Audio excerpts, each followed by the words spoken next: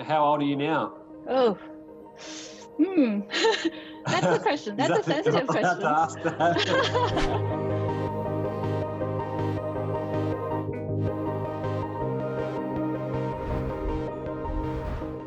I think we should introduce ourselves first. Would you like to start? Okay. Hi, my name is Queenie Wu. I'm a clinical psychologist.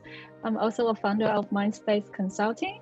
It's a bilingual psychology service in Melbourne, specialized in providing psychoeducational seminars and workshops, and as well as assessment and counseling services to the Chinese community in Australia.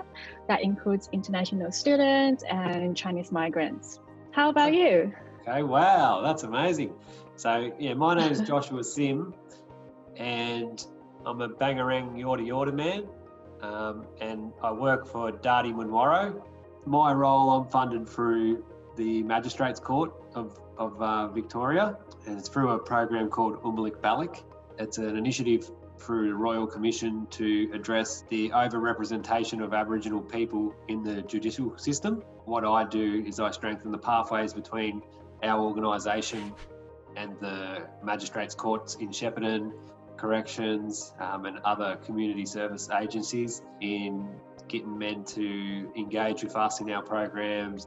We look at the man's own responsibility. We work a bit on integrity, self-awareness, accountability. We understand that the answers that the men are looking for, or they already have those answers inside of themselves, and we just help them to bring it out. So how long you been in the field?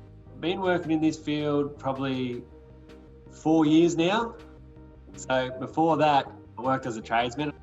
Growing up, I struggled with alcohol and drugs, and I got myself into a lot of trouble with that. Just over 4 years ago, I went into a rehab. I got involved with Dardi Munwurro when I was in that rehab, and then when I got out, I still continued to go to the program because I got so much out of it. It taught me a lot of life skills. Growing up, I had some bad role models in my life, and I find being around men who were accountable and had that level of integrity in their life was something that I aspired to, and I wanted to grow as a person. That's a lot about me. What a little bit more about you? So I came to Australia as an international student when I was probably 18, 19. So I was studying foundations and got into university. Was there any barriers that you found sort of going through your study or finding placement? Well, absolutely. I guess that's the reason why it's not a lot of international students studying psychology, because it is a difficult area to study. It's a lot of terminologies. You can't just be good at language. You have to have, a certain level of cultural understanding. The educational system in China and Australia is quite different. You're cutting out. Can you? Yep, you're back now. I can hear you. No? There you go. Okay. In China, because of the cultural values, we respect authority, and teachers usually are authority figures. We were encouraged to actually accept what we've been taught. When we're growing up, when you speak up, you have to be 100% sure what you're saying, and you need to believe that what you said is right. So, before we speak up, we have to kind of really rehearse a couple of times in our brain. It's almost rude to actually, get your hands up and talk about your thinking process, because it's just kind of wasting people's time. Yeah. But in Australian classrooms, a lot of time you will see students, they just speak up and just speak out their thinking process rather than kind of a conclusion. The very beginning, I really struggled. I remember not one teacher actually realized that might be a cultural thing. I see that as very similar to the Aboriginal culture, because if you notice, Aboriginal people, we're very reserved and shy.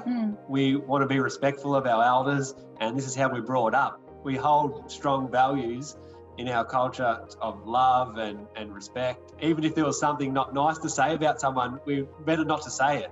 In Chinese culture, from you're very young, we're being taught to be responsible, responsible for our parents, responsible for our family, responsible for a lot of things.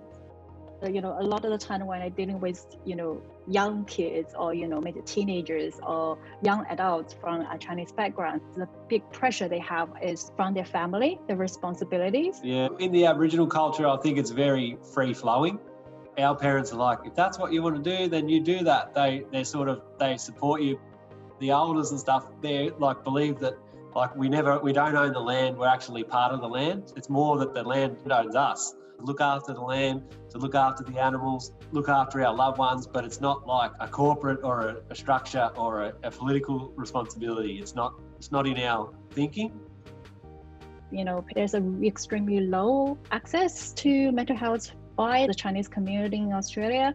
We go to see GP, to see Chinese traditional medicine for headaches, for other somatic symptoms, but most of those symptoms actually was mental health related. That low awareness of mental health and the stigma about mental disorders, I think that's a big thing. I always say to my clients that the greater responsibility comes with greater power. If you start take responsibilities of your mental health or your environment or your situation and circumstances, the more power you actually feel.